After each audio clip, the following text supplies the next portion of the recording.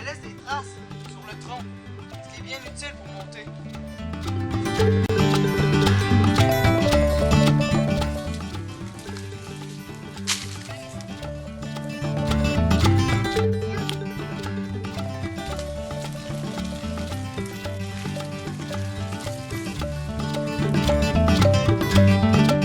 Le cocotier, c'est un arbre qui est différent des autres parce que au lieu d'avoir des branches latérales, c'est juste un bouquet de feuilles au sommet qui fait grandir le cocotier.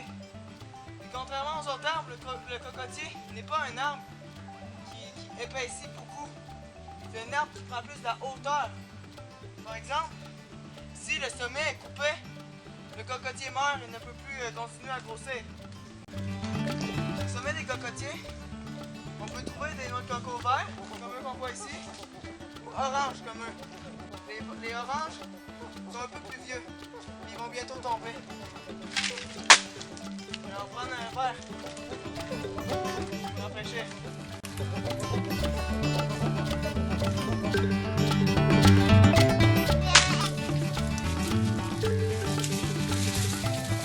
Il y a 5 types de noix de coco. Tout d'abord, les noix de coco vertes. Ceux-là, on peut juste les cueillir en haut des arbres parce que c'est les fruits bébés un peu, c'est les enfants, c'est les jeunes. À l'intérieur, il y a une eau très sucrée qui est très agréable à boire. Et le blanc, la chair, n'est pas encore solide, c'est encore de la gelée à l'intérieur. Et cette gelée-là est très bonne à manger aussi. Plus tard, les noix de coco viennent orange comme ça. Ils sont un peu plus vieux et la coquille brune commence à se former. Et la chair blanche vient toujours molle, mais un peu plus ferme. L'eau à l'intérieur est un peu moins sucrée, mais toujours agréable à boire. Plus tard, il tombe de l'arbre. Et à un nouveau stade où il est beaucoup plus sec, mais il reste encore de l'eau dedans. À ce stade-là, la chair à l'intérieur est beaucoup plus épaisse et ferme. Et on peut la râper pour ensuite l'essorer et faire de la crème de coco qu'on utilise en cuisine. Ici, on voit bien, en dessous du cocotier, il y a plusieurs cocos à lait comme ça. Ils tombent avec la grappe ou tout seul. Ici, on voit la grappe au complet, avec 3 cocos à lait dessus. Quand ils sont trop secs, l'arbre, il faut juste les lâcher. Il y a une autre grappe qui se prépare à tomber, là on la voit aussi. Ensuite, celle-là, elle se ressemble beaucoup à la vue, mais elle est plus sec. Il n'y a plus beaucoup d'eau dedans. C'est celle-là qui est utilisée pour le copra, parce que la chair qui était dedans, elle s'est séchée, puis elle est plus huileuse. C'est plus rapide pour faire le copra. Là, il y a le germe de coco. Elle se reconnaît facilement grâce aux racines et aux feuilles qui sortent de la coquille. À ce stade-là, il n'y a plus une goutte d'eau dedans.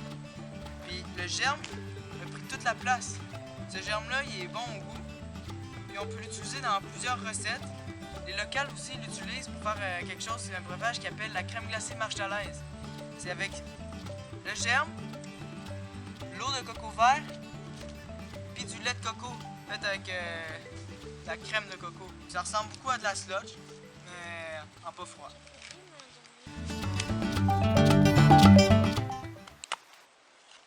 Les cocos verts sont plus durs à éplucher, mais on peut toujours les éplucher.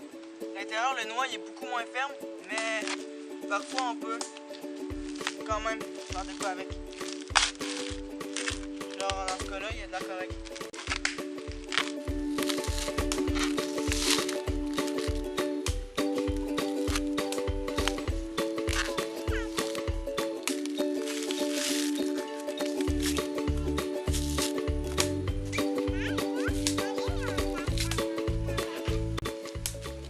Ça, c'est le coco vert épluché.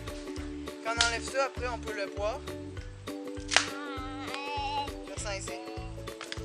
Dans le trou le plus mou, c'est celui qui est plus facilement perçable, c'est là-dedans qu'on peut le boire. Le bout de beau être mou, il faut quand même quelque chose de pointu pour le percer. Dans mon cas, je vais prendre la machette. Oups. Attention, il y a de la pression la plupart du temps. Ensuite, tu as les oranges. Eux sont plus facilement épluchables parce qu'ils sont plus durs. que la coquille est déjà un peu formée.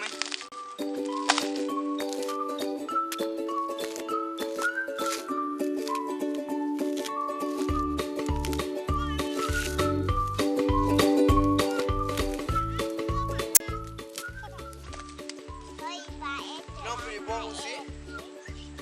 Encore le même principe, faut percer le trou. Ensuite, les cocos à lait. Eux, ceux qui sont le plus épluchés, parce que faut les éplucher pour pouvoir prendre le noix à l'intérieur, pour le casser.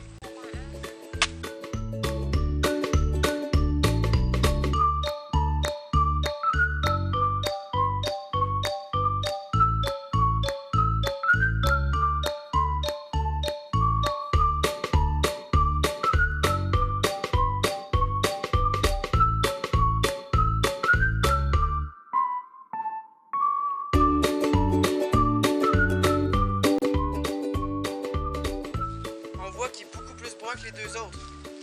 Il y a encore de l'eau dedans. Si on le casse ça, avec la machette, on peut le casser.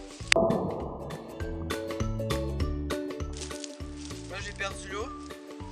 Mais à l'intérieur, on voit bien que la chair est bien épaisse et juteuse un peu.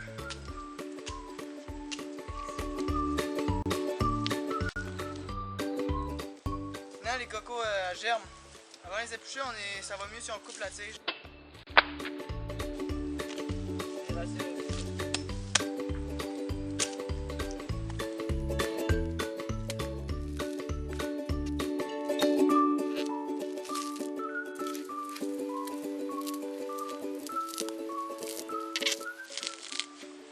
Parfois, ils sont un petit peu plus durs à ouvrir à cause que y a les racines et la tige qui bloquent.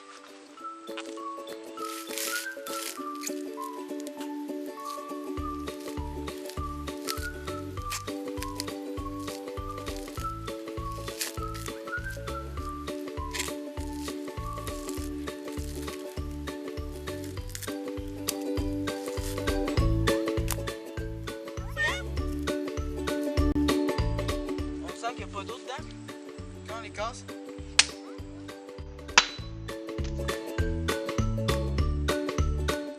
L'intérieur est complètement blanc et mou. C'est le germe de coco qu'on décolle avec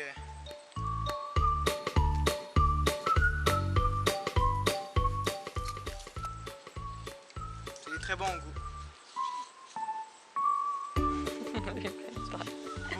Elle aime vraiment ça, les cocos. Ça fait d'ailleurs partie de son alimentation. Chaque jour, avec son bol de croquettes, on lui donne une germe complète.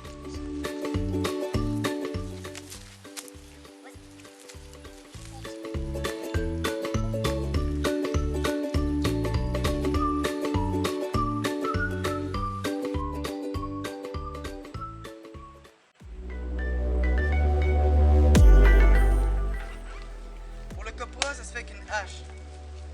On coupe le coco en deux, puis on récupère les deux coquilles avec leur chair puis là à l'intérieur.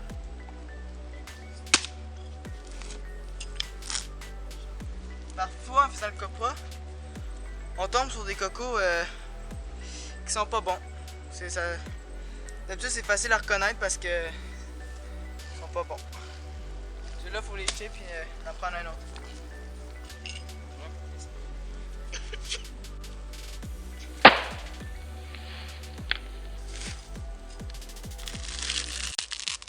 Lui, il est bon pour le copra.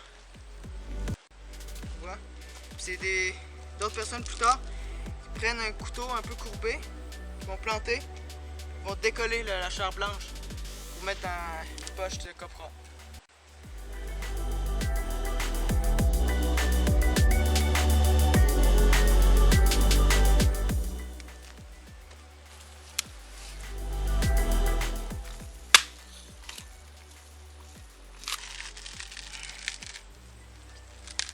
Bon. Et aussi à l'odeur qu'on sent que c'est différent. Ça sent un peu plus le vieux coco. C'est un des signes qui montre qu'il est prêt pour le copra.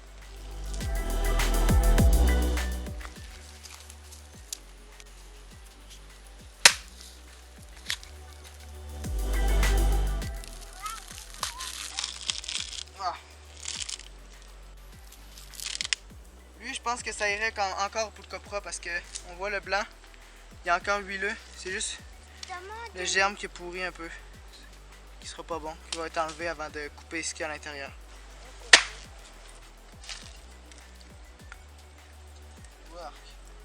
Ça, c'est des vers qu'on trouve souvent dans les noix de coco passées date. Ils mangent. Leur rôle, c'est de faire décomposer les cocos. On voit qu'ils ont tout mis en bouillie à l'intérieur. Par exemple, ces cocos-là, on les garde pas.